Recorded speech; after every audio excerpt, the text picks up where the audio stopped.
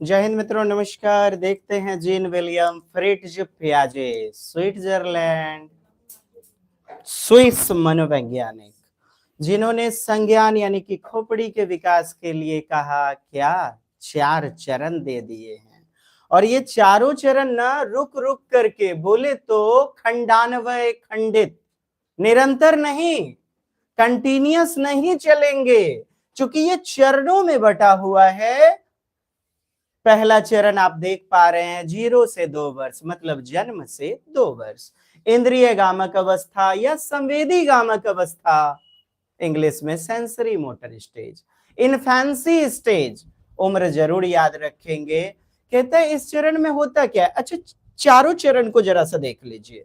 दूसरा चरण क्या है, पूर्व संक्रियात्मक, बोले तो प्राक संक्रियात्मक अवस्था, प्री ऑपरेशनल स्टेज इसे कहते हैं, 2 से 7 वर्ष। और तीसरा चरण है मूर्त, मतलब ठोस, मतलब स्थूल गतिक अवस्था। ये तीसरा चरण आपका स्थूल या ठोस या मूर्त संक्रियात्मक अवस्था। कॉन्क्रीट ऑपरेशनल स्टेज, उम्र है 7 से 11 वर्ष, 7 से 11 वर्ष। इन सब की विशेषताओं को देखना है हमें। कहते हैं चौथी अवस्था जो है ना अमूर्त संक्रियात्मक है, अमूर्त संक्रियात्मक यानी औपचारिक संक्रियात्मक अवस्था, फॉर्मल ऑपरेशनल स्टेज, एब्स्ट्रैक्ट वाला ऑपरेशनल स्टेज। देख पा रहे हैं आप, औपचारिक संक्रियात्मक अवस्था। चारों में क्या क्या विशेषताएं होती हैं आपने अभी जाना। विकास जो होता है ना वो कंटिन्यूअस होता है, सतत होता है, सातत्य, लगातार चलता है। लेकिन ये जो पियाजे का चरण है ना रुक रुक कर होगा। प्रश्नों में उत्तर लेंगे रुक रुक कर, खंडित, टुकड़ों में बटा हुआ। जी, क्योंकि एक चरण खत्म होगा उसकी विशेषता होने के बाद, तब दूसरे चरण में बच्चा प्रवेश करेगा। यही तो कहते हैं पियाजे कि बच्चे को चरण के अनुसार, उम्र के अनुसार देना चाहिए स्कीमा, ज्ञान की जानकारी। चलिए, इंद्रिय गामक अवस्था, इसमें 5 मुख्य औजार हैं, आंख, नाक, कान, मुंह, त्वचा, इंद्रिय, ये स्किन। बच्चा घुड़कता घुड़कता गया, आयरन में चिपक गया जाके, ओई माई गर्म लगी। कैसे पता चला, संज्ञान कैसे विकसित हुआ? स्किन से, त्वचा से। यही तो है साहब। इसी प्रकार बर्फ को मुंह में रखा, पेन गर गया बच्चे को, तो इन सब से क्या ज्ञान का विकास हुआ। तो संवेदी अंग कितने? 5 होते हैं। यानी ये इंद्रियां जो है ना, आंख, कान, मुंह, नाक, त्वचा, ये जो है ना इंद्रियां हैं, ऑर्गेन्स, अंग, संवेदी अंग। और इन्हीं के माध्यम से गतिविधि करके, एक्टिविटी करके, स्वयं करके बच्चा क्या, संज्ञान का विकास होता है, परिपक्वता आती है। क्या आती है? मैच्योरिटी। इसी में पाया जाता है वस्तु का स्थायी स्वरूप, बोले तो ऑब्जेक्ट का परमानेंस होना, ऑब्जेक्ट परमानेंसी, वस्तु अस्थायित्वता। समझिए, मम्मा आंखों के सामने नहीं दिख रही है, किचन चली गई, लेकिन दृष्टि, इनका जो स्वरूप है वस्तु का या मम्मा का, वो तो मानसिक पटल पर बना हुआ रहता है। कैसे? अस्थायी रूप से। यही कहलाता है अस्थायित्वता का सिद्धांत, परमानेंसी थ्योरी। आपसे पूछा जाए किस अवस्था में, तो पहली अवस्था में अस्थायित्वता पाया जाता है, ऑब्जेक्ट का परफॉर्मेंस, परमानेंट होना, परमानेंस होना, पहली अवस्था में। बच्चा एक बिछावन को खींचता है खिलौने की चाहत में, ये भी क्या है? अस्थायित्वता, मतलब वस्तु अस्थायित्वता। आखिर बच्चा क्यों रोने लग जाता है? हाँ, खिलौना हाथ से गिर गया, नहीं है हाथ में, आंखों से ओझल हो गया, लेकिन फिर भी दृष्टि पटल पर मानसिक चित्रण बना हुआ है वस्तु का। कैसे? अस्थायी रूप से। यही तो है वस्तु स्थायित्वता। Realisation that object exist even when out of sight, मतलब दृष्टि से, आंखों से ओझल होने के बाद भी मानसिक पटल पर चित्र बना होता है। अच्छा, अनुकरण। बच्चे को अंगूठा दिखाइएगा, बच्चा भी दिखाएगा अंगूठा, टिटवा दिखाएगा। यही तो है अनुकरण। अनुसरण मतलब इमिटेशन, इसी को कॉपी या दोहराना कहते हैं, रिपीट करना। गौर फरमाइएगा, आप सारे शब्दों को समझ जाइएगा। नकल करना, दोहराना। बच्चे का चेहरा देखिएगा, चिढ़ाने की आवाज, मम्मा पापा का क्या करता है? कॉपी करता है आवाज का। यही तो है अनुसरण या अनुकरण। इस बार इसी नाम से पूछ लिया गया था, अनुसरण। हमने इंग्लिश बता दिया, इमिटेशन, कॉपी करना। अच्छा, इच्छा नहीं है लेकिन फिर भी उसे करता है बच्चा। जैसे ठंड में कंबल का ओढ़ना, गद्दे रजाई का ओढ़ना। बच्चा बार बार देखिएगा, 1 घंटे में पैर से फेंक के उठा के फेंक देता है कंबल को, रजाई को। तो इच्छा नहीं है उसकी, लेकिन धीरे धीरे वातावरण में अनैच्छिक से उसकी इच्छा में बदल जाता है वो। तो अनैच्छिक से ऐच्छिक क्रिया, क्रिया को ना बार बार इतना दोहराया जाता है, क्रिया को ही अनुक्रिया कहते हैं। तो किसी रिस्पॉन्स को, एक्टिविटी को इतना दोहराया जाता है कि बच्चा वो अनिच्छा, अनविलिंगनेस से विलिंगनेस, इच्छा में बदल जाता है, इच्छा में। ये सर ये क्यों लिखे हैं? इसी तरह पूछ लिया गया था प्रश्न में। अनैच्छिक से सहज क्रिया कर लेना, साहजिक, सहज मतलब नेचुरल बना लिया जाता है।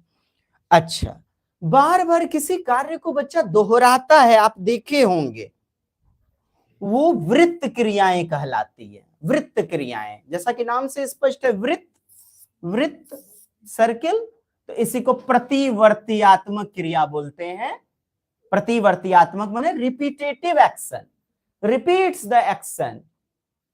प्रतिवर्ती क्रियाएं, प्रतिवर्त क्रियाएं, उस क्रिया को बार बार दोहराया जाता है। बार बार क्या करता है? दोहराता है।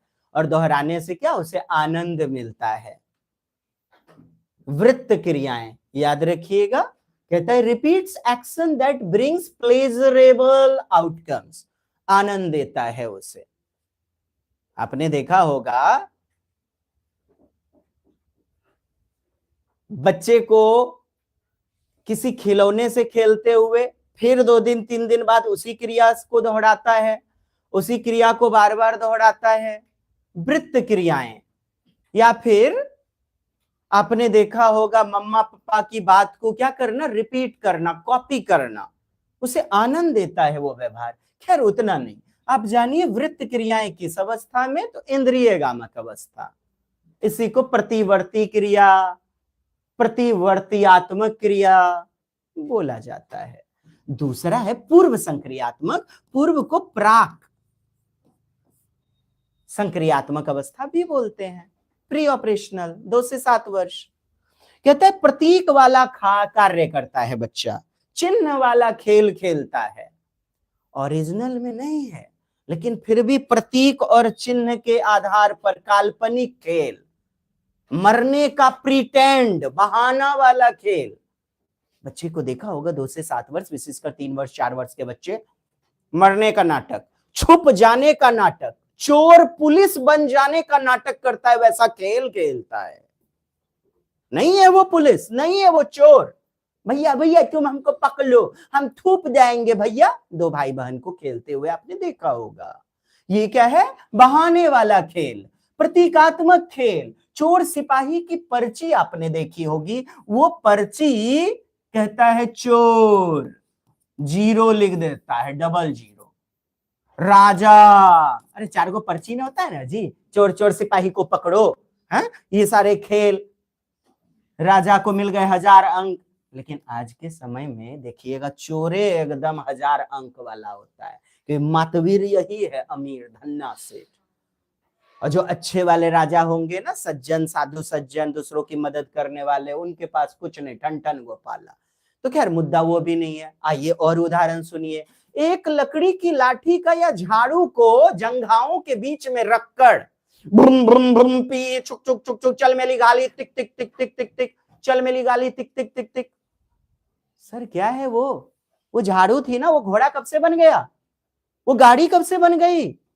ये है नाटकीय खेल, दूसरी अवस्था में पाया जाता है नाटकीय खेल, या फिर कल्पना वाला काल्पनिक भूमिका वाला खेल। इसी को कहते हैं प्रतीक या चिन्ह के आधार पर, शब्द या चित्र या संकेत के आधार पर सांकेतिक खेल, प्रतीकात्मक खेल, काल्पनिक खेल, मरने का नाटक वाला भूमिका रोल। आपने देखा होगा बच्चों को, ये दूसरी अवस्था की बातें हैं, नहीं क्या? कहता है सिंबॉलिक फंक्शन खेल, सिमोइटिक फंक्शन, जी हां इस नाम से पूछ लिया गया। प्रतीकात्मक प्रकार्य, क्या था प्रश्न में? प्रतीकात्मक प्रकार्य, सिमोइटिक फंक्शनल प्ले, चिन्हात्मक खेल, काल्पनिक भूमिका वाला खेल। बच्चे का उस लकड़ी की लाठी का, डंडे का नाटकीय खेल करते हुए कार समझना या घोड़ा समझना क्या है साहब? प्रतीकात्मक, काल्पनिक, प्रतीकात्मक, चिन्हात्मक खेल, काल्पनिक खेल, रचनात्मक खेल। याद रखेंगे दूसरी अवस्था। और दूसरी अवस्था में भी 2 से 4 वर्ष, क्योंकि दूसरी अवस्था को भी 2 से 4 और 4 से 7 वर्ष में बांटा गया है। 2 से 4 वर्ष और 5 से 7 वर्ष, चलिए ठीक है, तो इस अवस्था में पाया जाता है। तो खैर अहम केंद्रित अहम मन्यता भी जिसे कहते हैं, अहम केंद्रितता। अहम मतलब मैं होता है, सहतौते तुम युवाम यूयम अहम। अहम मीन्स मैं, मेरा जो विचार है ना वही मन्ना हम देंगे, यानी अपने ही विचार को सही समझना। ऐसा बच्चे में पाया जाता है ईगो सेंट्रिसिज्म, यानी सेल्फ सेंट्रिक बिहेवियर, सेल्फ पर जो सेंटर्ड हो, वैसे व्यवहार को, वैसे बर्ताव को, वैसे दृष्टिकोण को, कैसा कैसा भाई? अपने व्यवहार को सही समझना, दूसरे का व्यवहार, दूसरे का दृष्टिकोण नहीं ले पाना। मैंने क्या बोला? दूसरे का दृष्टिकोण लेने में असमर्थ, यानी सामाजिक दृष्टिकोण, मम्मी पापा का नजरिया, मम्मी पापा का दृष्टिकोण इस उम्र में नहीं ले पाता है बच्चा, 4 से 6 वर्ष में। जी, अपने ही विचार को सही मानता है बच्चा। लाख कह के थक जाइए, लेकिन बच्चा सामाजिक व्यवहार नहीं करेगा। इस उम्र का खत्म होगा पूर्व संक्रियात्मक अवस्था, तो फिर आने लग जाती है बच्चे में सामाजिक व्यवहार, और बच्चा छोड़ देता है अहम मान्यता को, अहम केंद्रित विचार को। ये जो ईगोसेंट्रिक है ना, ईगोसेंट्रिसिज्म, इसी को वाइगोत्स्की बोलता है प्राइवेट स्पीच। वाइगोत्स्की महोदय इसको निजी वार्ता बोलते हैं, पियाजे इसे अहम केंद्रित वार्ता बोलते हैं, बातचीत, संवाद। तो क्या होता है ये? दूसरों का नजरिया लेने में असमर्थ, अपने ही चश्मे के दृष्टिकोण से दुनिया को देखना।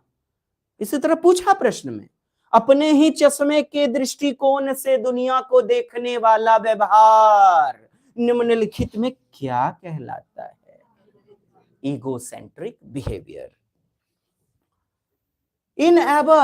inability to differentiate one's own perspective from others। दूसरों का नजरिया, दूसरों की बातों को ज्यादा नहीं सुनेगा।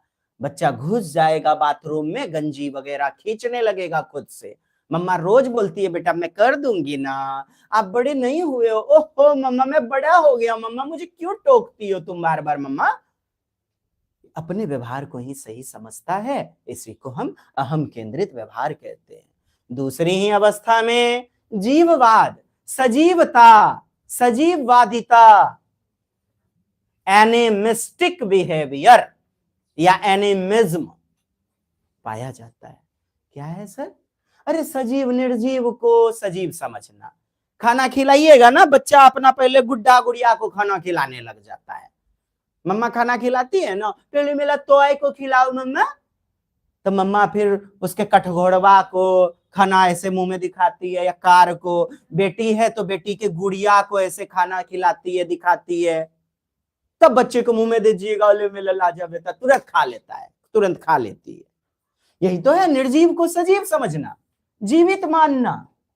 ऑब्जेक्ट में क्या है? लाइफ है। जैसे धरती को मम्मा पीटती है, बच्चा खिलखिला के हंसने लगता है। चोट लगी थी, गिर गया था बच्चा, ओ ले ले मेरा लाजा बेटा, इसने माला, हाँ मम्मा ओ हमको माल। तो मम्मा धरती को, दीवार को पीटती है। दरवाजे से चोट लगा तो दरवाजे को पीटती है। जबकि आप सभी जानते हैं ये सभी नॉन लिविंग है, निर्जीव। धरती, दरवाजे, पत्थर, मम्मा ने उसे पीटा, उस चोट थोड़े लगी जी, बस बच्चे का व्यवहार हो गया सजीव मान लेने वाला, एनिमिज्म, एनिमिस्टिक बिहेवियर। तो ये भी दूसरी अवस्था में निर्जीव, मरल का जित्तो समझना, इतनी बात है। नॉन लिविंग ऑब्जेक्ट को लाइफ है, फीलिंग है, ऐसा समझना। प्रश्न आ गया था, क्या आया था? एक बच्ची ट्रेन पे जा रही थी, उसने खिड़की से देखा पत्थर पीछे जा रहे थे, पानी, नदियां पीछे जा रही थी, दौड़ लगा रहे थे। बच्चे ने बोला अरे इनके भी इरादे हैं, ये आकाश के इरादे हैं, ये पीछे भाग रहा है मम्मा, बादल जो है पीछे भाग रहा है मम्मा। तो क्या पत्थर का, पानी का, हम ट्रेन में बैठते हैं ना, पीछे लगता है दौड़ लगा रहा है, क्या इरादा होगा? इरादा तो किसका होता है? मनुष्य का, यानी लिविंग थिंग का।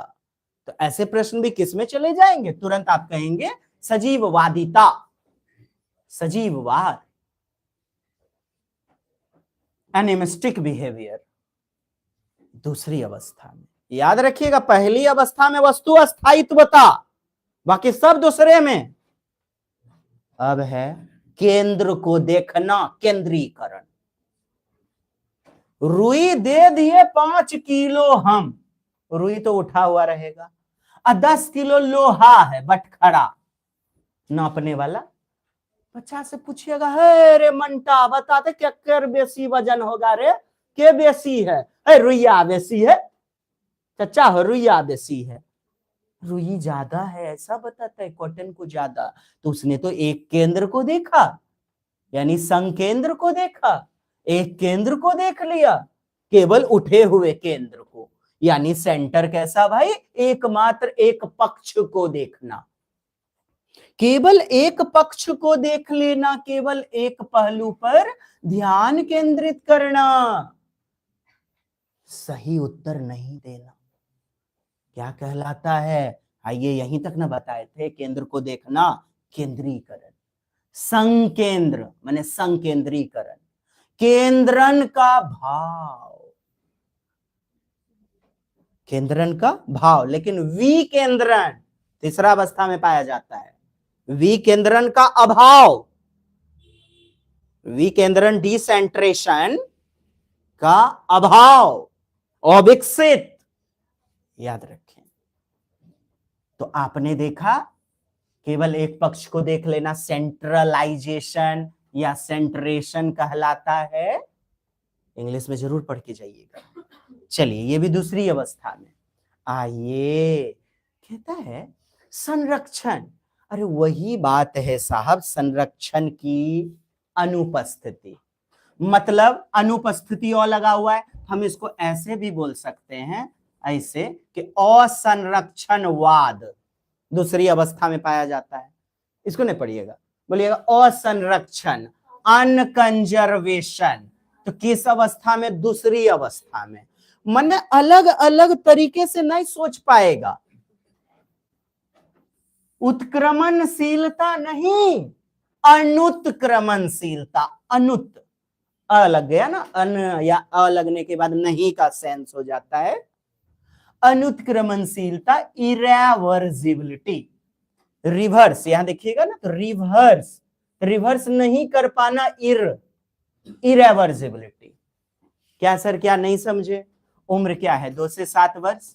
दामधर खाजा बेचने वाला, नारियल नारियल लड्डू, बिस्लड़ी, पानी पानी, चाय चाय चाय, मुझे नहीं मिला ट्रेन पर इस उम्र का बच्चा। जो भी बच्चे थे ना वो 10 वर्ष से ऊपर के ही थे। क्यों नहीं मिले?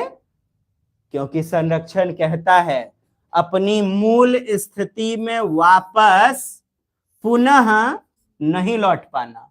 भागलपुर से पटना गए, पटना से ट्रेन पकड़ के वापस नहीं आ पाएगा यह उम्र में। यानी एक जगह से चल करके गंतव्य से चलकर पुनः मूल बिंदु पर नहीं आ पाना, संरक्षण का अभाव, संरक्षण की अनुपस्थिति या असंरक्षणवाद कहलाता है, या असंरक्षणवाद कहलाता है। पता नहीं कितना दिमाग में ले पा रहे हैं, लिख भी सकते हैं आप लोग। असंरक्षणवाद कहलाता है, याद रखेंगे जी। अब देखिए, इसी को मैं अनुत्क्रमणशीलता बताया। अब इसमें क्या बोल सकता है? उत्क्रमणशीलता का अभाव। माने उत्क्रमणशीलता क्या है? उत्क्रमणशीलता भाई रिवर्सिबिलिटी, रिवर्स करना। एक मिट्टी है, एक मिट्टी को फैला करके हमने, गोल था उसका आकार, बदल लिया कैसा? सांप में। मिट्टी को बढ़ा करके सांप का आकार दे दिया, तो बोलता है बच्चा क्या, मिट्टी तो बड़ा हो गया, बेसी हो गया, बढ़ गया। अरे मिट्टी कहां बढ़ी, उसका आकार की न केवल बदला। तो बच्चा ऐसा यदि गलत उत्तर देता है, मिट्टी का मात्रा बढ़ गया, तो आप तुरंत कहिएगा असंरक्षण है ये, या संरक्षण की अनुपस्थिति या अभाव। किसका अभाव भाई? उत्क्रमणशीलता का अभाव। बर्तन है एक चौड़े आकार वाला और एक लंबे उठे हुए आकार वाला। चौड़ा वाला का पानी लंबे वाले में डाल देते हैं। चौड़ा में जितना पानी था चौड़े पात्र में, उसको उड़ेल दिए लंबे वाले पात्र में। तो आपके प्रश्न में यदि दोनों रहे, केंद्रीकरण, उत्क्रमणशीलता, संरक्षणवाद, तो आप देखेंगे केंद्रीकरण आपको उत्तर मार देना है। नहीं दिया गया है केंद्रीकरण, तब संरक्षण की अनुपस्थिति बोल देना है। अरे पानी लिक्विड तो उतने न था, तरल जितना चौड़ा में था वही ना डाला गया भाई, तो पानी बढ़ कैसे गया? पानी का लेवल उठा हुआ दिख रहा है केवल। ये गलत उत्तर जब भी आए ना, आप मार दीजिएगा संकेंद्रीकरण नहीं दिया है ना, आप संरक्षण की अनुपस्थिति मार दीजिएगा यहां इसके साथ। मिट्टी वाला जो कॉन्सेप्ट है वो तो संरक्षण की अनुपस्थिति है, जो बताया मैंने। एक रबर है, रबर को खींच करके लंबा बना लिया, खींचा खूब, तो रबर का मात्रा बढ़ गया क्या? उसमें जो मटेरियल लगा था वो तो उतने ना है, उसका स्थिति बदला केवल। तो ये भी क्या है? संरक्षण की अनुपस्थिति, लैक ऑफ कंजर्वेशन, यानी संरक्षणवाद का अनुपस्थिति, यानी असंरक्षणवाद, असंरक्षणवाद। इसी में ये जो मैंने बर्तन वाला बताया आपको, आकार बदल गई ना, लेकिन फिर भी पदार्थ जो था तरल पदार्थ, मात्रा समान ही तो रहती है। यह समझ विकसित अभी तक बच्चे में 2 से 7 वर्ष में नहीं हो पाई है। तो इस उम्र में पूर्व संक्रियात्मक में ये गुण पाया जाता है असंरक्षणवाद। अनुत्क्रमणशीलता, यस, अनुत्क्रमणशीलता। उत्क्रमित मतलब होता है उत्क्रमित, माने बदल लेना, उत्क्रमणशीलता मतलब बदल लेना, रिवर्जिबिलिटी। तो ओ लगाइएगा ना भाई, या फिर अभाव लगा दीजिएगा। चलिए अब और देखिए, दूरी, भार, आयतन, गिनती, पूरी तरह गिनती, बैक काउंटिंग, रिवर्स काउंटिंग नहीं बता पाएगा बच्चा। ये सब यहां पर बच्चे में अविकसित पाया जाएगा, पूरी तरह नॉट कंप्लीटली डेवलप्ड, अविकसित। ये जितना चीज देख रहे हैं ना, सब तीसरी अवस्था में हो जाएगा विकसित। अच्छा समझिए, वर्गीकरण, संख्या श्रृंखला, नंबर, पैटर्न, सीरीज। बच्चे को पूछिएगा, बच्चा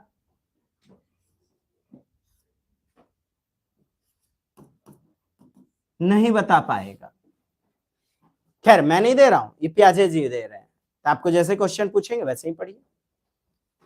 ये 1 का क्यूब, ये 2 का क्यूब, ये 3 का क्यूब, अब 4 का क्यूब क्या होगा भाई? तो संख्या श्रृंखला, नंबर, पैटर्न अविकसित। कहते वर्गीकरण या समूह में बांटना, चौड़े आकार वाला पत्ता, पीपल का पत्ता, बरगद का पत्ता, और छोटा छोटा नीम का पत्ता, पुदीना का पत्ता, तो समूह बना लेता है बच्चा। वर्गीकरण 2 छेद वाला बटन है और एक है 4 छेद वाला बटन, कोई ब्लू है, कोई लाल है, कोई पीला है, अलग अलग वर्ग में कहता है नहीं बांट पाता है। अरे अभी का समय बच्चा ना बहुत लोग बांट लेता है, कर लेता है, लेकिन प्याजे जे बोल रहे हैं वो न सुनिए आप, कहने बूझ रहे हैं। अभी का बच्चा तो बड़ी भीसी हो गया है। तो याद रखें, समूहीकरण, वर्गीकरण, संख्या श्रृंखला, ये जो देख रहे हैं मुद्रा का कॉन्सेप्ट, कॉन्सेप्ट मतलब संप्रत्यय। अविकसित 5,000 रुपया का नोट रख दीजिएगा, 5 गो हजार का, और बच्चे को सिक्का का भोला बाबा बना दीजिएगा। इसे रे मंगड़ा, रे बेचन, लेते कौन पैसा ले भी है, उठाता है सिक्का। क्योंकि मनी का कॉन्सेप्ट बच्चे में अधूरा है अभी भी। मुद्रा का संप्रत्यय अविकसित, यही हमने लिखा हुआ है। मनी या करेंसी कॉन्सेप्ट अनडेवलप्ड, ये भी दूसरी अवस्था में। और ये सब जितना देख रहे हो आप, अब मैं इसके आगे नहीं बताऊंगा, नहीं ठीक है, तीसरा अवस्था में डेवलप हो जाएगा, मूर्त अवस्था में।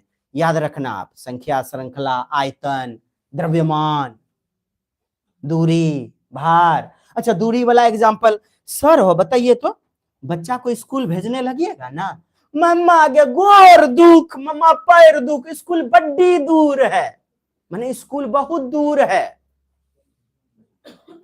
जाते वक्त नहीं लगता है, और आते वक्त टन टन टन टन टन छुट्टी हो गई, गैया बकरी का कुट्टी काटो छुट्टी हुआ, दूरी घट गई उस वक्त। पैर दुख नहीं उस वक्त जब छुट्टी हो जाती है, तो मार पिलाचो मर दर बनिया, एकदम तुरंत एकदम उसकी दूरी घट जाती है, ऐसा लगता है। उस वक्त मुझे नहीं लगता है किसी बच्चे ने बोला मम्मा बड़ी दूर स्कूल, नहीं तो फिर जरूर बोलता क्या, बड़ी दूर से आए हैं मम्मा हो, गुप चुप खिला दो तनी। इस जगह तक था क्या, बिहार करवा दो तनी, तो मम्मा बोली नौकरी ले लो बेटा, नहीं तो सास मारेगी हरिया से। और बेटी को दुख दीजिएगा ना मारेगी जी। तो समूह का लक्षण बच्चे में, यानी समूहीकरण क्या है, अनुपस्थिति। समूहीकरण क्या है, अनुपस्थिति। लेकिन इस बार प्रश्न में पूछा समूह लक्षण की अनुपस्थिति, ऐसे प्रश्न में पूछ लिया। समूह लक्षण की अनुपस्थिति माने समूहीकरण नहीं कर पाना अनुपस्थिति कहलाता है। और दूसरी अवस्था, fails to understand conservation of mass, number, volume, distance, money currency, etc. etc. हमने आपको ऊपर ही बताया कि पूर्व संक्रियात्मक में बच्चे का चिंतन जो होता है प्रतीक और कल्पना के आधार पर होता है। वही घोड़े वाला उदाहरण नहीं, मरने का नाटक वाला कल्पना। बच्चे का परी बन के नाटक करना, पापा जी के चले जाने के बाद बच्चा का नाटक करना कल्पना के आधार पर। अरे पढ़ो बच्चा लोग, अरे पढ़ो। सुनीता खाना दी तुम। आवाज बदल के भी बच्चों को आपने बात करते देखा होगा, पापा के अंदाज में मम्मा को डांटते हुए दुलार प्यार से। ये क्या है? प्रतीकात्मक खेल है, प्रतीक या चिन्ह के आधार पर, लेकिन तार्किक नहीं। तार्किक संरचनाएं अभी विकसित तीसरे चरण में आएगा। मूर्त वस्तु के आधार पर, प्रत्यक्ष वस्तु के आधार पर शुरुआत, विकसित नहीं, वो तो चौथा चला जाएगा। ठोस संक्रियात्मक तीसरी अवस्था मूर्त 7 से 11। कहता है संरक्षण की समझ आ चुकी है बच्चे में, संरक्षणवाद।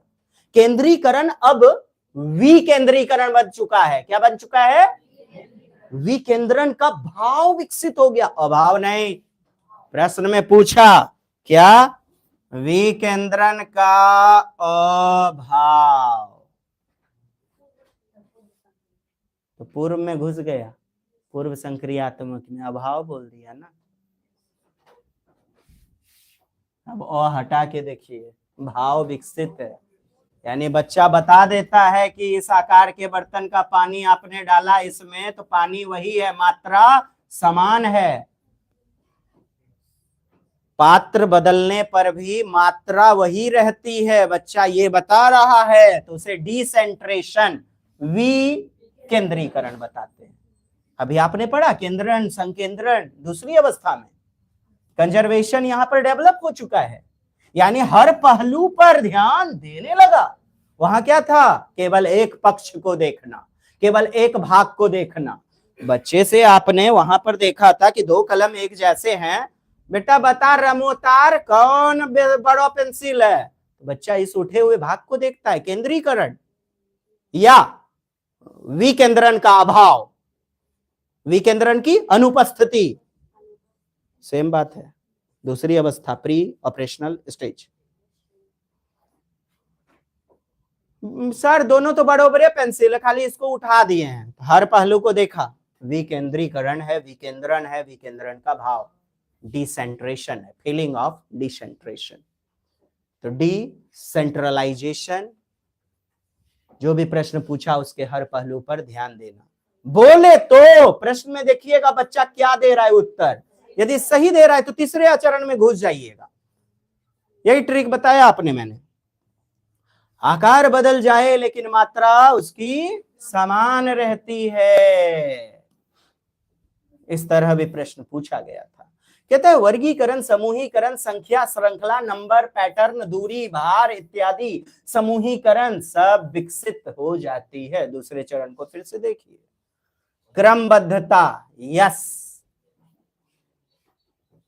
क्रमबद्धता और मैथ पेडागोजी में आया हुआ था प्याजे से संबंधित। हमने बताया था सीरिएशन, सीरीज में लगा लेगा बच्चा, क्रम में बच्चा लगा पाता है जी। क्रमबद्धता, क्रम, स्किप काउंटिंग दीजिएगा बच्चे को, 3 स्किप, तो बच्चा लिख लेता है 3, 9, 12, 15, 18, स्किप काउंटिंग, यानी समपुलाव गिनती, समपलाव गिनती। कौन गिनती? समपलाव गिनती, स्किप काउंटिंग। तो ये सारे गुण बच्चे में व्यवस्थित तरीके से क्रम में लगाना, व्यवस्थित तरीके से विकसित हो जाता है।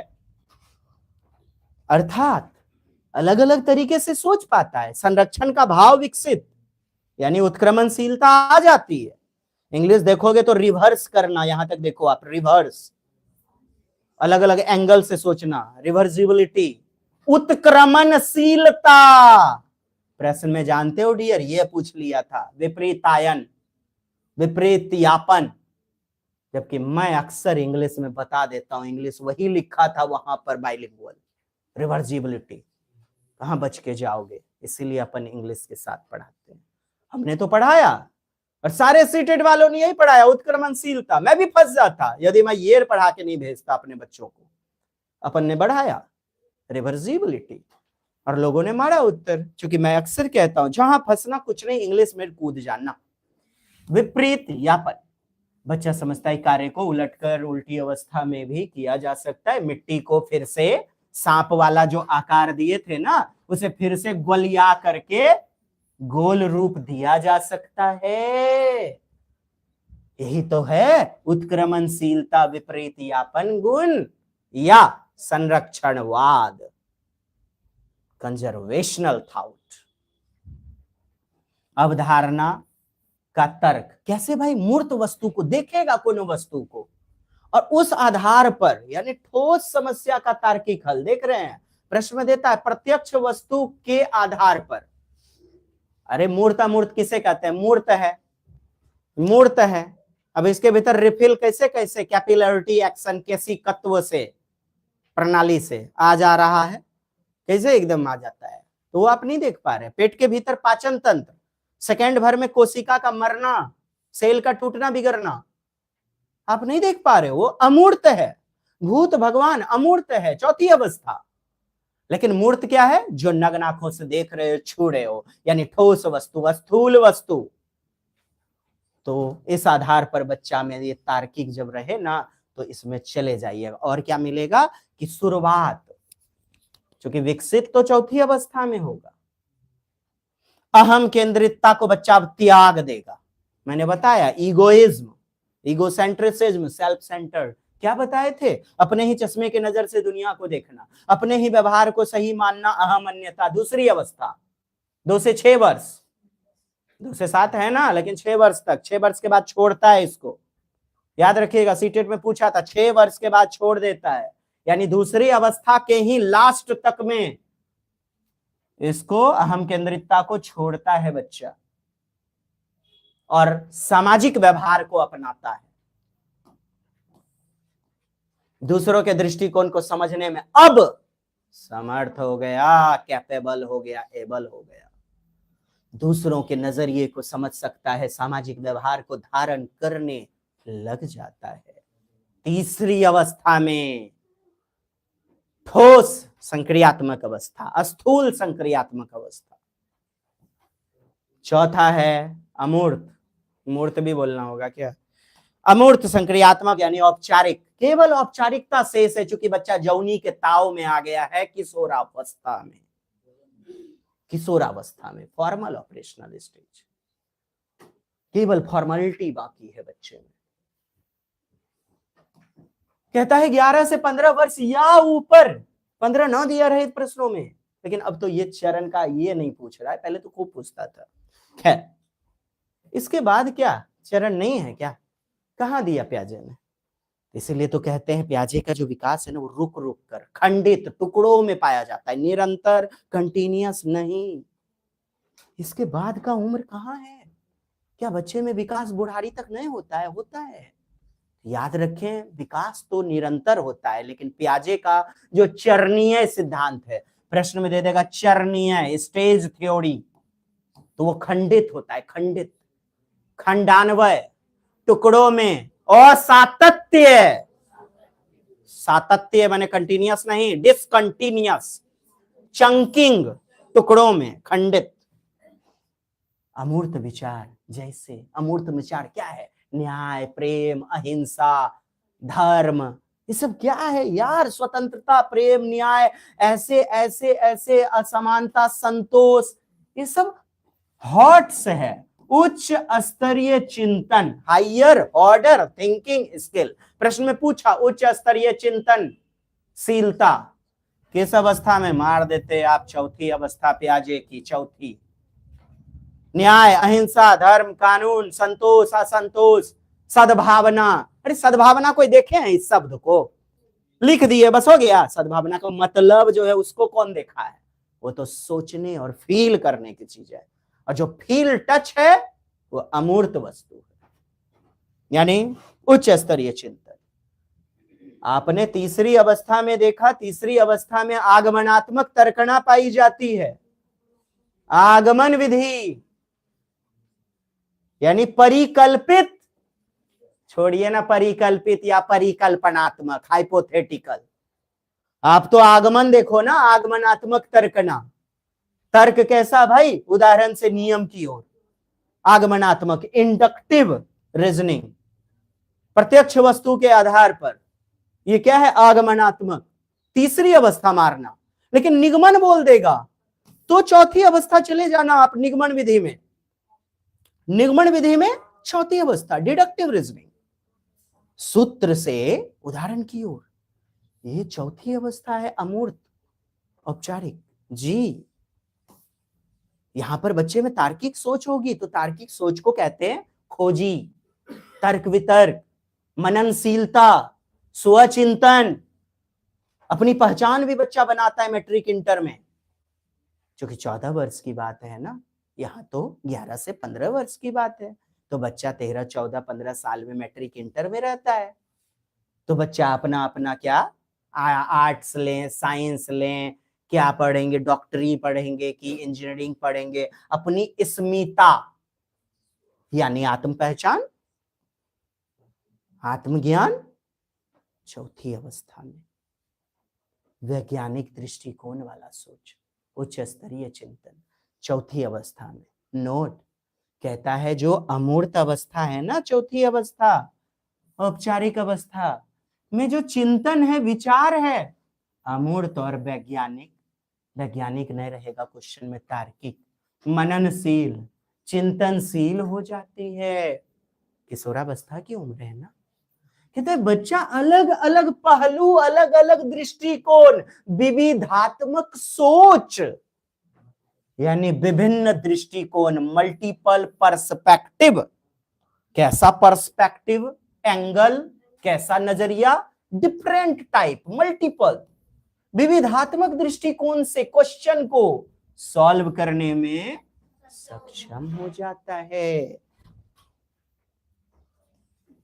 अब आप लोग यदि देखेंगे ना, बताइएगा अनुकरण किसमें, तो पहली अवस्था सेंसरी मोटर, आगमन तर्कणा, आगमनात्मक, आप लोग मुझे कमेंट्स करेंगे। निगमनात्मक किसमें, सिमोइटिक फंक्शन, देखिए सिमोइटिक, सिंबॉलिक फंक्शन, प्रतीकात्मक खेल, लिखंतु ज्यादा बेहतर होता है, सिंबॉलिक प्रतीकात्मक खेल, सिमोइटिक फंक्शन किस अवस्था में। अच्छा ये देख रहे हैं महासंज्ञान, उच्च संज्ञान, अधिसंज्ञान, मेटाकॉग्निशन चौथी अवस्था में होगा, ये आप जान रहे हैं अमूर्त वाले में। कहते हैं रियल कंजर्वेशन माने संरक्षणवाद, क्लासिफिकेशन वर्गीकरण, उत्क्रमणशीलता कौशल, ये सब किसमें किसमें किसमें मुझे नहीं पता, आप लोग देखिएगा। कहते हैं इंद्रिय गामक अवस्था में प्रमुख अधिगम विधि कौन सी है, इंद्रिय गामक अवस्था, तो अनुकरण। पियाजे के अनुसार वस्तु स्थायित्वता किस अवस्था में, इंद्रिय गामक अवस्था। जब बच्चे किसी उदाहरण से सामान्य नियम, आगमनात्मक, सिमोइटिक फंक्शन, प्रतीकात्मक प्रकार्य को कहते हैं या खेल को, पूर्व संक्रियात्मक। चलिए सभी बताएंगे उधर से, बॉयज डिपार्टमेंट। अगर ऐसा होता, वैसा होता, अगर वो होती, अगर तुम होते, मैं होता, ऐसी अमूर्त चिंतन वाली बातें, काश ऐसा होता, वैसा परिणाम आया होगा, ऐसी ऐसी सोच किस अवस्था में। कहता है परिकल्पनात्मक यानी कि कल्पनात्मक निरपेक्ष सोच, परिकल्पनात्मक निरपेक्ष, और किस अवस्था में, चौथी 11 से 15। Thinking about once on thinking माने चिंतन पर भी चिंतन, संज्ञान पर भी संज्ञान, मेटाकॉग्निशन, चिंतन पर भी चिंतन, संज्ञान सोचना समझना, उस पर भी सोचना समझना, इसे महासंज्ञान कहते हैं, उच्च संज्ञान, अधिसंज्ञान कहते हैं। कहते हैं मूर्त संक्रियात्मक अवस्था में कौन सी क्षमता विकसित होती है, संरक्षणवाद। अच्छा ये अमूर्त दे रहा है, ये कहता है हाइपोथेटिकल रीजनिंग, मेटाकॉग्निशन, महासंज्ञान, तो चौथी अवस्था। संरक्षणवाद किसमें, मूर्त में।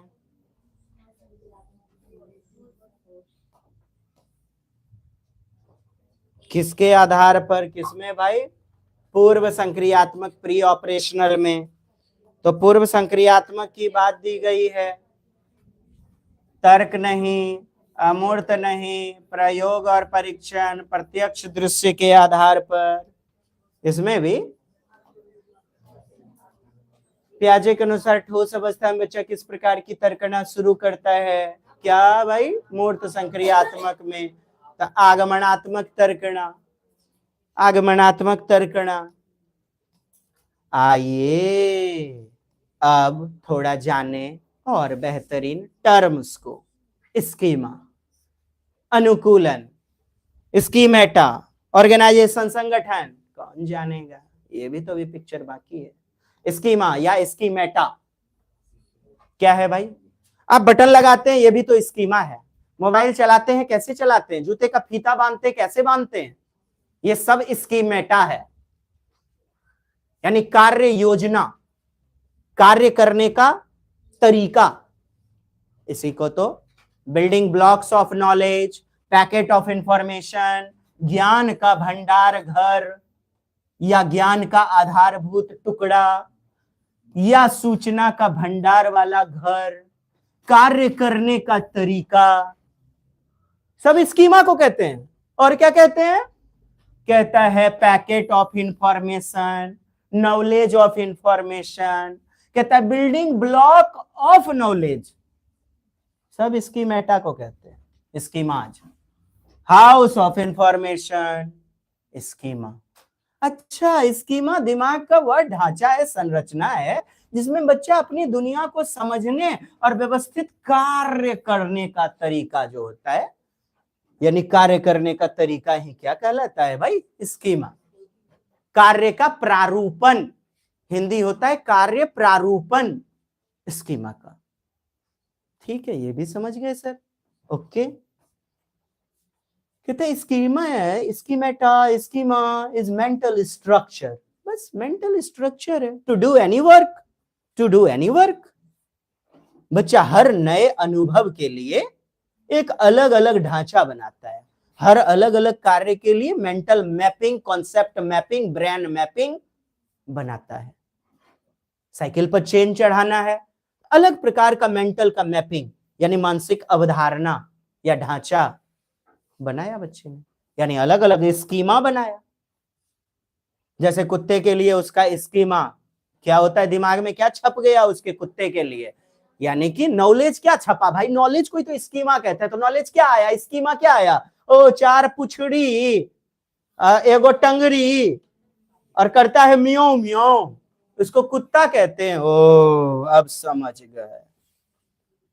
जैसे जैसे नॉलेज बढ़ेगा, अनुभव होने होने जटिल होगा, मजबूत होगा। कोची स्कीमा जत्ते पढ़ाई कर ले जेबो रउआ लोगन के स्कीमेटा आरू मजबूत जटिल होते जाइतो।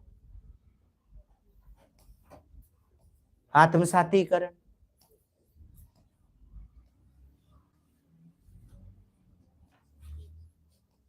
समायोजन,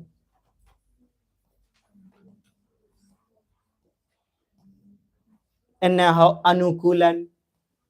अनुकूलने के बुतरू है। अनुकूलन का दूगो भाग, एक तो आपका आत्मसातीकरण है और दूसरा समायोजन। याद रखें, ये जो एडप्टेशन देख रहे हैं ना, एडप्टेशन, एडप्ट कर लेना। फटा हुआ गंजी उल्टा भी पहन लिए, चलो ठंडा में कौन देख रहा है, बस खचाखच भरी हुई एडजस्ट कर लिए, वातावरण के अनुसार अपने आप को, व्यवहार को ढाल लेना। अब भाई जी इधर खा सकना है, अब 5 गो बैठले है खचाखच ट्रेन में यार, अब थोड़ा सा भाई हटो, जब मन खराब है, बड़ी जोर 6.5 दिन से पेटों में दर्द है हमार जनानी को, बैठा दिया किसी तरह। अरे एडजस्ट कर लेना, ढल जाना है। एक आदमी गया था संडास रूम में, अब था ही नहीं तेजाब, तेल था ही नहीं, अब कुछ ही करता। वहां पर था लोगों के एकदम बिस्लरी फेकल का, नूंगा फैन से पहना, बाहर गया, बाहर से बेसिन से पानी भर के ले आया, अब फिर तेजाब डाल लिया अपने शरीर के अंग पर, हो गया संडास पूरा। अरे ऐसा खूब करते हैं, रिफिल खत्म हो गया, ये सब क्या? अनुकूल बनाना, ढाल लेना, भात में दाल मिला के एक बच्ची खाने लग गई, अनुकूलन है। पतंग नहीं कट रहा है, इस बार उसको जो ना डोर को छोड़ को मार खींच रहा है, एकदम खींच रहा है, कट कट का झटका देने से क्या होगा? पेच एकदम फंसेगा, कटेगा। क्या है? अनुकूलन है साहब। पैंट फट गया है, माई जी गई हुई है एकदम जो है ना मार भोज खाने की, मिसेज वर्मा, मिसेज क्रिस्टोफर आई हुई है। अब क्या करीस? बगल में था पुस्तक भंडार, स्टेपलर पीन लिया, मार ली इस स्टेपलर। बच्चा का मिटना खत्म हो गया, थूक लिया, बस थूक से मिटाना शुरू। अरे अपने आप को ढाल लेना वातावरण में, यही सब तो अनुकूलन है, एडजस्टमेंट या एडप्ट कर लेना, एडेप्टेशन कहलाता है।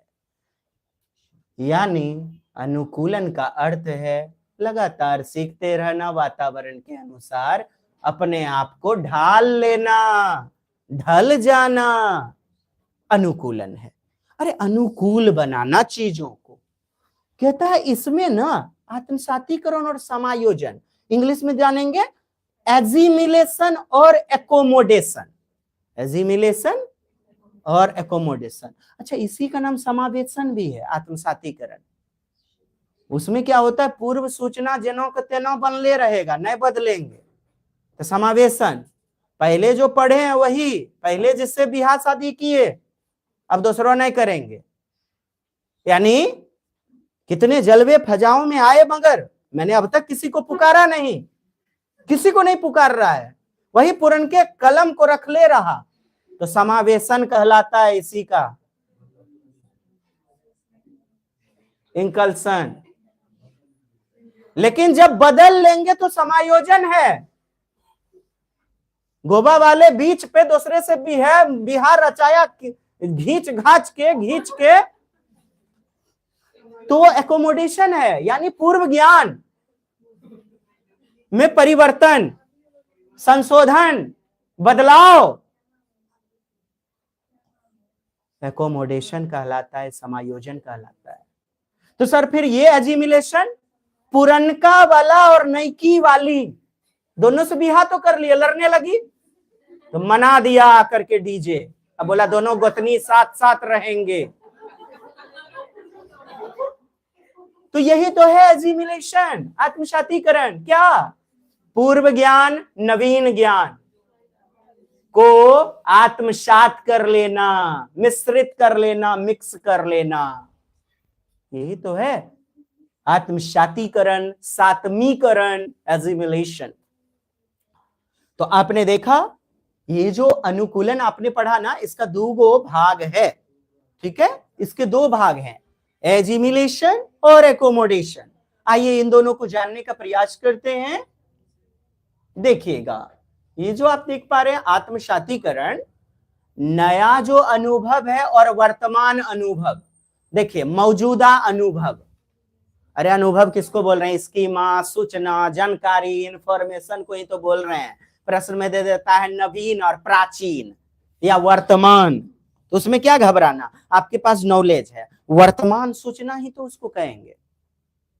पहले से जो जान रहे हैं तो उसे बोलेंगे पूर्व सूचना, पूर्व स्कीमा, पूर्व जानकारी, प्रायर नॉलेज और new knowledge, new information, new schema, that's it. दोनों को मिक्स कर लेते हैं, बिना बदले ही है। क्योंकि सर बदलाव यदि होगा, संशोधन होगा, तो वो समायोजन है, एकोमोडेशन। आने दीजिएगा इंग्लिश के साथ। कहता है आत्मसातीकरण वैसा प्रोसेस है जिसमें बच्चा न्यू कॉन्सेप्ट को अपने वर्तमान ज्ञान, अरे आपके पास जो है वो तो पूर्व का ही ना ज्ञान हुआ जी, वर्तमान शब्द लगा देता है सीटेट में या पूर्व लगा देता है, क्या दिक्कत है? तो यह दोनों कह दिया बिना बदले ही, वो जो ज्ञान का ढांचा है, संरचना है, उसमें समाहित। और समाहित का मतलब आप देखोगे ना, एग्जिस्ट, मिक्स, इंक्लूड। इंग्लिश में यही ट्रिक है, इतना सा लिख लोगे तो पकड़ा जाएगा एजिमिलेशन, एग्जिस्ट, मिक्स, इंक्लूड। समाहित कर लेना, मिश्रित कर लेना, आत्मसात कर लेना, धारण कर लेना, माने दोनों पुरनका वाला खसम और नयका खसम दोनों को साथे रखना। बच्चा वही सोच बनाए रखता है और नई सोच को पुराने ढांचे में बस जोड़ने का काम करता है। बस ढांचा वही है, स्कीमा, सोच, चिंतन, और नयका वाला भी ले लिया, जोड़ लिया दोनों को, और बेहतरीन नोट्स लिख लिया। बीएड डीएड में आपने पढ़ा होगा, वो आपका क्या था, मौजूदा ज्ञान, पूर्व ज्ञान प्याजे के बारे में, और आज मैंने अपने से पढ़ाया, ये नवीन ज्ञान हुआ। दोनों को मिला के घर पे नोट्स बना रहे हैं, हो तो गया जोड़ने के बाद, यानी आत्मसातीकरण। ट्रिक क्या है, जोड़ना, सन्निहित करना। देखिए बोल्ड है, मिलाना, इंक्लूड, मिक्स, ज्वाइन या एग्जिस्ट। पुरानी जानकारी में नयका को जोड़ लेना, दैट्स इट। इतना सा भी नहीं कर पाओगे तो कोई दिक्कत नहीं है साहब। अब मैंने बताया कई बार प्रश्नों में लिया जाता है आत्मसातीकरण को समावेशन के रूप में, क्योंकि इसमें दो चीजें चलती हैं। पुरनकी वाली को नहीं छोड़ेंगे हम एकदम, कितनों कोई गोवा वाले बीच पे आ जाए, पहली बार बिल्ली को देखता है, कुत्ते की तरह भौंकने वाला जानवर मान लिया। बच्चा पहले से जानता है किसके बारे में भाई, कौवे के बारे में। कौवे को देखा है, एक बच्ची गई सैर सपाटे पर, पतंग को उड़ते देखा। क्या देखा, पतंग को उड़ते। पापा पापा देखो कौवा। ये क्या हो गया, समावेशन। क्योंकि बच्चे का कॉन्सेप्ट पहले क्या था, कौवा। पतंग देखा लेकिन फिर भी पतंग नहीं बोल रही है, यानी समायोजन नहीं कर रही है, समावेशन कर रही है, इनकल्सन। नई जानकारी जोड़ ली यदि जाती है, नई जानकारी को जोड़ लिया जाता है तो आत्मसातीकरण है, और ये आप देख पा रहे हैं ये समावेशन। मेरे उस उदाहरण पर ध्यान दीजिएगा, सैर सपाटे पर गई, बच्चे का पूर्व का ज्ञान है कौवा, पतंग उड़ते उसने कभी नहीं देखा, तो उस पतंग को देख करके बोल रही है पापा कौवा, यानी पूर्व जानकारी जस का तस, एज इट इज बने रहना, समावेशन है। अब बदल लेगा यहां समायोजन में, एकोमोडेशन। समायोजन तब होता है जब नया अनुभव मौजूदा स्कीमा को बनाने में असमर्थ होता है। समस्या समाधान करने में क्या होता है, मेलजोल नहीं खाता है, असमर्थता होती है। तो बच्चा स्कीमा में संशोधन, परिवर्तन या बदलाव, संशोधन, परिवर्तन, बदलाव करके नया बनाने के लिए मजबूर हो जाता है। बच्चा अपने ज्ञान का जो स्कीमा है ना, ढांचा, उसमें बदलाव, संशोधन, परिवर्तन, एकोमोडेशन, चेंजिंग, बोले तो बदलाव, संशोधन, परिवर्तन, समायोजन कहलाएगा, एकोमोडेशन कहलाएगा। अब कहता है, अगला टर्म है, शब्द है संतुलन, यानी साम्य धारण। इसी को बोलते हैं साम्यीकरण। ओ इक्वल कर लेना, इक्विलिब्रेशन जी, इक्विलिब्रियम इसी को कहते हैं, इक्विलिब्रियम। और इसके लिए क्या करते हैं भाई, वही दो चीज लेते हैं, आत्मसातीकरण और समायोजन। यही दो के कारण संतुलन बैठाते हैं कोई क्वेश्चन सॉल्व करने में। या तो पहले वाला जो हमारा सूत्र है, फॉर्मूला है, वो गलत हो जाता है, छोड़ देते हैं उसे, या दोनों को ले लेते हैं। सर जो बताए पहले, लालजी बाबू जो बताए, दोनों को दिमाग लगाते हैं। दो ही तरीका अपनाते हैं समस्या समाधान के लिए, एजिमिलेशन और एकोमोडेशन। तो पूछता है प्रश्नों में, साम्य धारण के लिए किसके द्वारा बच्चा क्या करता है, संतुलन किसके द्वारा,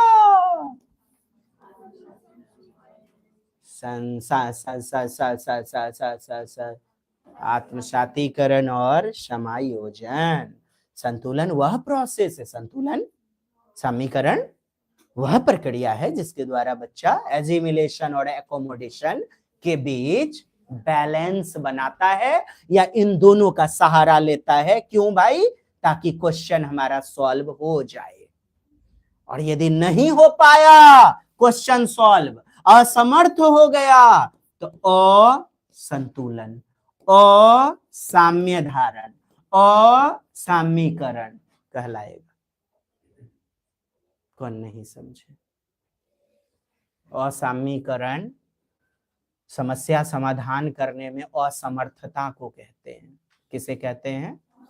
असमर्थता। किसे भाई? समस्या समाधान करने में। पहले बच्चा आत्मसातीकरण करता है, देखता है नहीं हो पा रहा है, अरे यार नया नया में पुरनका कॉन्सेप्ट, पुरनका ट्रिक, पुरनका फॉर्मूला लगाता है, नहीं हो रहा है। तब फिर बच्चा समायोजन करता है, धत पुरनका लगता है गलती पढ़ा दिया है हमको, बदलाव करता है, स्कीमा को बदल लेता है। अरे बदलने को ही तो हमने बोला था समायोजन, एकोमोडेशन। कहता है फिर संतुलन प्राप्त हो जाता है, साम्यीकरण, साम्य धारण, इक्विलिब्रेशन, इक्विलिब्रियम। अरे इक्वल करना जी, और नहीं हो पाया, असमर्थ हो गया, यानी संज्ञानात्मक विकास अधूरा रह गया, तो असंतुलन हो गया, डिसइक्विलिब्रेशन, डिसइक्विलिब्रेशन, असंतुलन कब होता है? जब बच्चे में किसी नए अनुभव को नहीं समझ पाने का भाव विकसित हो गया, यानी संज्ञानात्मक द्वंद्व, संज्ञानात्मक संघर्ष, संज्ञानात्मक भ्रम।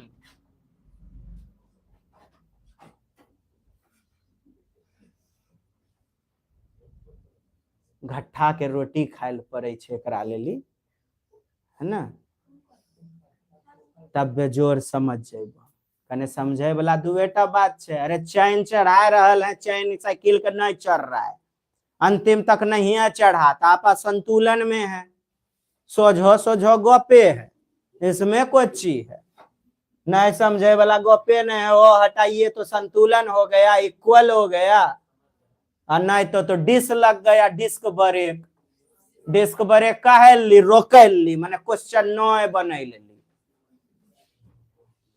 संगठन, ऑर्गेनाइजेशन, कहता है आज तक जितना पढ़े हुए हैं ना, सब आप एक जगह इकट्ठा दिमाग कर देते हैं। एकत्र करना क्या है? संगठित करना। क्या करते हैं आदमी लोग को? संगठित करते हैं। संगठन, कपड़ा, हाँ, संगठन का अर्थ है छोटा छोटा स्कीमा को आपस में इकट्ठा कर लेना, व्यवस्थित तरीके से एकत्र, कलेक्ट, जोड़ लेना। जैसे अलग अलग स्कीमा। अब स्कीमा का मतलब बताए थे, कोई कार्य करने का तरीका। एक बड़ा फंक्शन कर रहे हैं, 125 बेटियों का विवाह करवा रहे हैं आप मानवता के लिए, तो आपने जितना छोटा छोटा स्कीमा यानी कार्य करने का तरीका सबको दिमाग लगाया, अप्लाई किया, ऑर्गेनाइजेशन किया, संगठन, और छोटे छोटे मॉनिटर, छोटे छोटे कार्यकर्ता, सेवक तैयार किए, यानी छोटा छोटा स्कीमा अलग अलग। खाने का चाहे वो स्कीमा हो, सोने का स्कीमा हो, सोने का तरीका, खेलने का तरीका, साइकिल चलाना, मोटरसाइकिल चलाने का स्कीमा, स्कीमा मतलब तरीका, कार्यविधि, इस सब को जोड़ लिया जी, यानी संगठन कर लिया। संगठन शब्द से क्लियर है, दैनिक जीवन के कार्य का व्यापक स्कीमा को इकट्ठा करके, क्या करके? इकट्ठा करके बेहतर रूप में क्वेश्चन को सॉल्व करना संगठन कहलाता है। रचना, ज्ञान का रचना, बच्चे का नाव बनाना,